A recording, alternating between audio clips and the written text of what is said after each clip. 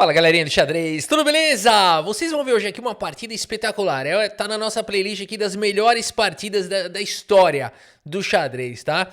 E aqui então só um pouquinho do contexto, Olimpíadas de Xadrez 1988 na Grécia, reuniu aqui os principais nomes do mundo, foi um dos torneios mais fortes da década de 80.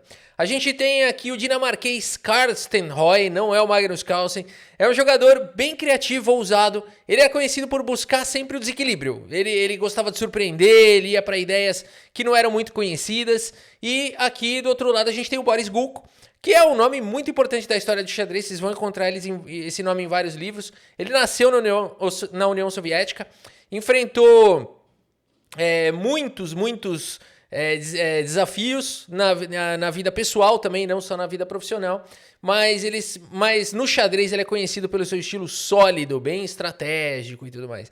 E essa partida então coloca esses dois gigantes aí, de estilos completamente diferentes, frente a frente, o criativo, né, e o disciplinado contra o imprevisível e o posicional, né? Então a gente tem esses contrastes. E aqui então, bora dar uma olhada no que aconteceu nessa partida, que começa com o lance D4 pelo Carsten.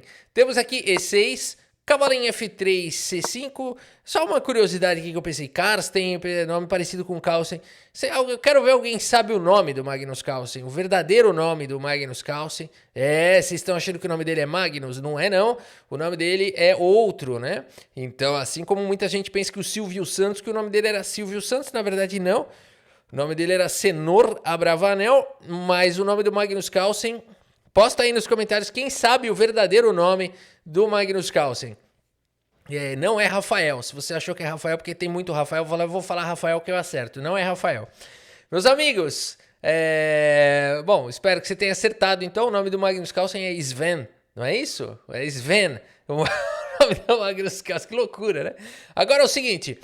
E3 foi jogado, cavalo em F6, bispo vem para D3, B6, possibilitando o desenvolvimento do bispo de casas escuras no longa diagonal. Roque coloca o rei em segurança e o bispo fica feliz aqui na casa de B7. Cavalo de bem em D2, segue o desarrolho, peão toma, e depois de peão toma, bispo em E7, as pretas também preparam para colocar o rei em segurança. Torre vem para o jogo, essa coluna é maravilhosa.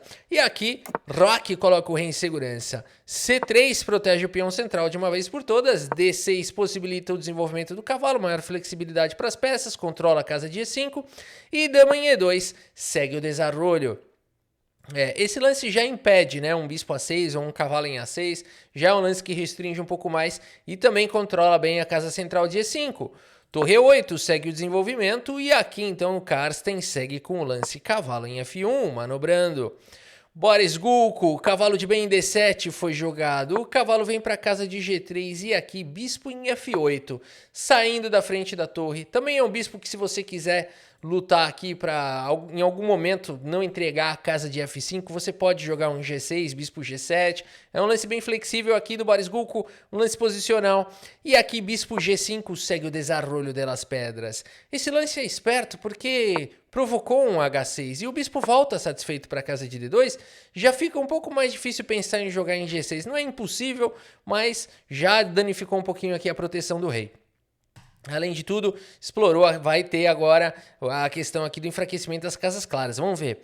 Dama C7 foi jogado, bispo C2, olha que bacana esse lance aqui, dando a casa de D3 para a dama, tempestade chegando. Bispo D5 foi jogado pelo Boris, esse lance da casa de B7 de repente vai querer pilhar tudo aqui na diagonal de casas claras.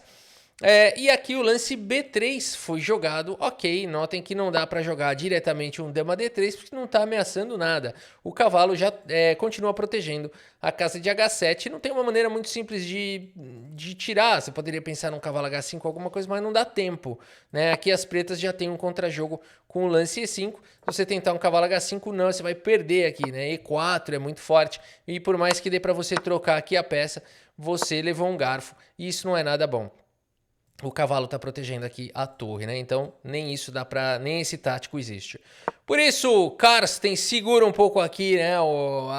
Os ânimos. Segue com o lance B3. Ok. Agora as pretas de fato podem jogar o lance E5. O Boris Gulko talvez deveria ter feito isso, mas ele preferiu apostar aqui nesse ataque nas casas claras. Tudo bem, não é um erro que pode ser punido imediatamente. Karsten segue atacando com o cavalo em H4, faz a proteção aqui do peão de G2. B5 é o melhor lance da posição, foi jogado, controla aqui a casa de C4 e a dama vem para D3, sonhando com algum possível ataque lá em H7 em algum momento. Primeiro precisa deslocar esse cavalo daqui, vamos ver como segue o baile. O Boris Gulko vai para um lance bastante otimista aqui, um lance interessante, ele faz o lance G5.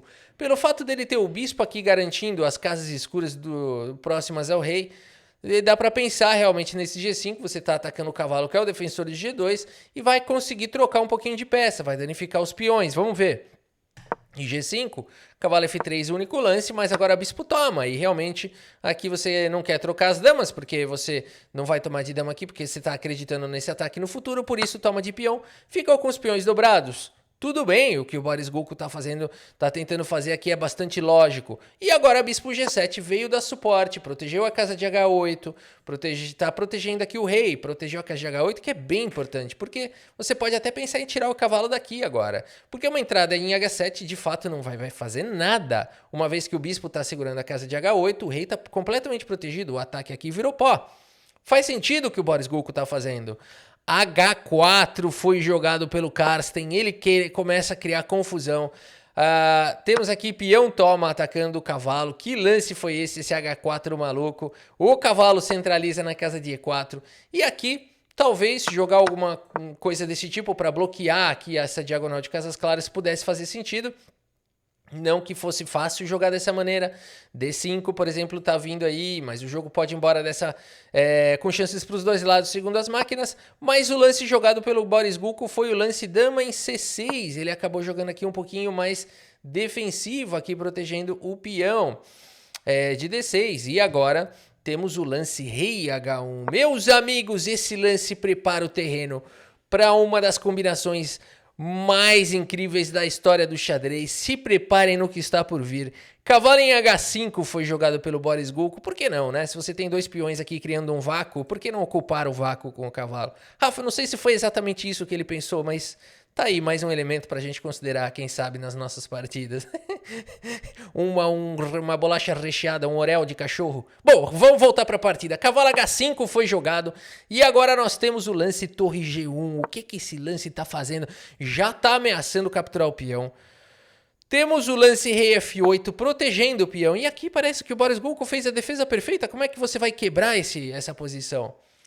O Karsten responde, meus amigos. Torre por G7 foi jogado pelo Karsten. Como assim? Lance brilhante. Já é um caminho sem volta. Já não dá mais. Vamos ver o que pode ser jogado aqui. Cavalo por G7 seria uma boa opção. Pelo menos o rei parece ter um caminho de fuga aqui se precisar. Bispo por H6, né? Aquele tipo de qualidade que você sacrifica, além de tudo, com um bom ataque, né? Então isso parece ser bom. E aqui o rei teria que tentar escapar e você já recupera material. Porque se você tentar jogar alguma outra coisa, do tipo um F5, o ataque vem chegando, cavalo G5, por exemplo. Se você tentar descravar aqui o rei, torre G1 tá vindo todo tipo de ataque, não dá para segurar essa combinação aqui desse ataque, né? As brancas têm um ataque muito feroz. Por isso, o rei por G7 foi jogado pelo Boris Gulko e agora parece que deu certo, porque torre G1, rei F8, o rei vai tentar se esconder, vai escapar. Por isso, nessa posição, Karsten vai para mais um lance bizarro, meus amigos. Bispo por H6, sacrificando mais uma peça para seduzir o rei, para ficar na borda do tabuleiro. E de fato, o que você vai fazer nessa hora, né? Você fala, passa esse bispo para cá. Rei por H6 foi jogado e aqui torre G1, meus amigos. Faz as contas. Aqui o Karsten está jogando com uma torre a menos. Uma torre por nada material. Realmente é isso, uma torre limpa. Mas a avaliação no xadrez, a avaliação numa posição não é apenas material. A contagem material é um dos elementos de avaliação de uma posição do xadrez. E é o menor de todos, na verdade. Se você comparar com a importância de segurança do rei, cooperação entre as peças, atividade das peças, cooperações entre peões e peças, né? Estrutura de peões, segurança do rei. Então tudo isso vale, segurança do rei eu já falei. Tudo isso vale para avaliar a posição. E agora, como é que faz para segurar esse ataque? Vejam a ideia do Boris Gulko. Boris Gulko joga com F5, parece a defesa perfeita, porque agora colocou granito nas casas claras, o rei aqui parece estar seguro, de repente dá tempo de jogar um torre G8, parece bom. No entanto, dama em E3 foi jogado. F4, pronto, agora enterrou o ataque de vez, né? Agora já não tem mais como as brancas continuarem esse ataque. Fala a verdade, como é que você vai continuar? Dama D3 aqui não funciona. Aqui torre G8, acabou. As pretas têm uma torre a mais, galera. O ataque virou pó, não tem mais como sonhar com algum ataque nessa posição. Por isso, o que jogar nessa posição? O que jogar com a dama atacada? Karsten vai para um lance de uma criatividade infinita. Apenas esse lance é bom nessa posição. Somente esse lance funciona. E é o lance, meus amigos. Uau! Cavalo por peão. Como assim? O cara tem uma torre a menos e me faz um lance alienígena de uma profundidade infinita. Porque aqui é o seguinte, meus amigos. Se peão por dama, cavalo em F7 entrega checkmate. A gente pensa que teria um moinho de vento aqui. Até teria. Também é bom. Você pode jogar o moinho de vento, mas tem um lance melhor. Tem um lance que dá mate direto. Cavalo em F7 aqui entrega esse belíssimo checkmate. As peças cooperando para um ataque fatal. Cavalo por D6 é um lance de uma criatividade gigantesca. Porque você fala, ok, eu não posso tomar dama, mas agora eu tomo cavalo. A partida segue com dama D3, de fato agora de novo ameaçando aqui. Notem que aqui torre G6 não seria a melhor continuação, apesar de ainda tá bom, ainda tá bacana. Mas a dama tá atacada, você não tem uma sequência imediata de ataque ao rei. Teria que jogar um dama D3 depois e fica no mundo da especulação. O meu vizinho Felipe falou que aqui teria um cavalo E5. Não vamos nem entrar nessa mentira, que as pretas sobrevivem. Não vamos falar sobre isso, vamos falar sobre a realidade. O lance jogado não foi esse lance de torre, foi dama D3, o melhor lance da posição. E aqui então as brancas têm, em termos materiais, uma torre e um cavalo, a menos por um peão. Uma torre e uma peça menor, a menos por um peão, mais um forte ataque. Existe agora duas ameaças de checkmate. Dama em G6 e dama em H7. Tem alguma maneira de defender essas duas? Tem o lance jogado, na verdade, o melhor lance aqui seria cavalo G3. Tá? É difícil de achar, mas esse lance aqui, pelo menos ele fecha aqui a torre. Você tomaria de torre aqui, claro, porque você quer continuar ameaçando aqui todo tipo de checkmate. E aqui teria cavalo F8. Mas vamos de qualquer maneira, já dá para sentir que aqui as brancas recuperaram material e tem um ataque muito forte, né? Por exemplo, aqui já teria a torre G6 diretamente, o cavalo não pode tomar por conta de mate, e o rei teria que tentar escapar para casa de H5, mas aqui torre G8 renovaria todo tipo de ameaça, você está ameaçando tomar o cavalo seguido de mate, entre outras continuações.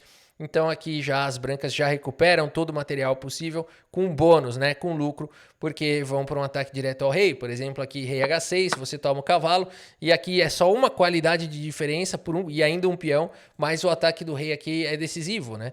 Teria que tentar escapar com o rei G7, aqui não vamos entrar nessas mentiras, já deu para perceber que as brancas estão melhores aqui, que tem um forte ataque, né?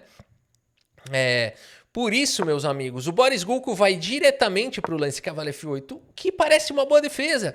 Defendeu G6 e defendeu em H7. Mas nessa posição existe mate em 2. Se você quiser dar pause nessa posição e tentar encontrar o mate em 2, vale a pena, vale a pena. E eu espero que você tenha encontrado. Olha, se você encontrou torre G6 aqui, tá bom também. Tá muito bom, vai ganhar, provavelmente vai ganhar. Se você tiver tempo no relógio, provavelmente você vai ganhar. Porque aqui não pode tomar de cavalo, senão entrega mate. Mas não é um mate forçado em 2, porque tem rei H7. Ah, Rafa, mas eu vi que depois eu tomo o peão aqui dando um cheque descoberto e ganha a dama. Tá ótimo, tá ótimo. Se você enxergou isso, parabéns. É um dos caminhos para você ter uma forte vantagem. Agora, o mate em 2 mesmo para finalizar a partida, eu espero que você tenha encontrado. É isso mesmo. Dama em H7, meus amigos. E nessa posição, o Boris Gulko abandona aqui a partida. Uau, abandonou porque não dá mais. Aqui o lance é forçado, cavalo por dama. E aqui sobrou apenas a torre e o bispo. Parece até uma composição mentirosa, né? Aqueles problemas de puzzle mentirosos.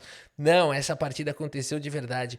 Torre por G6 seguiria com checkmate, né? Notem os cavalos aqui. Por isso que falam, depois dessa partida que ficou famoso, nunca cavalo no canto atrai desencanto, né? Rafa, é verdade que foi depois dessa partida? Não sei, mas dá uma boa história, né? Agora é o seguinte, meus amigos. Torre G6 aqui, checkmate. Que bonito, né? Vamos dar uma olhada aqui no relatório do chess.com, Karsten. Eu acho que eu vou dar né? Eu acho que se você quiser aí, você que tá pensando em ter filho e tudo mais, dá o nome de qualquer coisa que parece com Carlsen, né? Karsten, Kernsten, qualquer coisa. Vai ser um bom jogador. 95,5% de precisão. O Stockfish foi generoso, não é comum ver dar 4 lances brilhantes. Em geral, os caras fazem um monte, mas o Stockfish dá 2, dá 1, né? Vamos ver aqui o que o Peixe falou. Torre por G7 foi brilhante, bispo por H6 foi brilhante, cavalo por D6 foi surreal e dama em H7 a finalização brilhante. Bonito, né? Bonito demais. E é isso, meus amigos. Espero que vocês tenham gostado aqui desse clássico do xadrez. Muito obrigado pela sua audiência, um grande abraço para todos vocês e até a próxima. Valeu!